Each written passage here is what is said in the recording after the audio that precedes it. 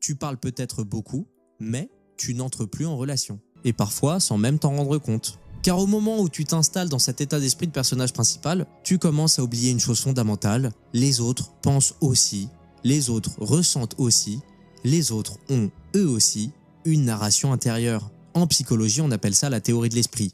Et c'est notre 5e carte. Cette théorie, c'est la capacité à attribuer à autrui des états mentaux indépendants des nôtres. Se dire, ce que je sais, il ne le sait pas forcément, ou ce qu'il ressent, je ne peux pas le deviner si je n'écoute pas. C'est un pilier de la vie sociale, on est d'accord. Sans ça, il n'y a pas de dialogue véritable et il n'y a que des monologues juxtaposés. Mais le problème du MCS, c'est que tu mets de côté cette capacité à voir réellement les autres et tu commences à attribuer inconsciemment des fonctions à chacun. Et le pire, c'est que tu ne le fais pas toujours de façon malveillante. C'est plus subtil. Tu ne prends juste pas la peine de t'arrêter sur ce que vit l'autre et tu ne te dis pas peut-être qu'il a aussi besoin d'être écouté. Tu ne penses pas peut-être que son silence dit quelque chose parce que tu n'as plus le réflexe de décoder. Tu parles peut-être beaucoup, mais tu n'entres plus en relation.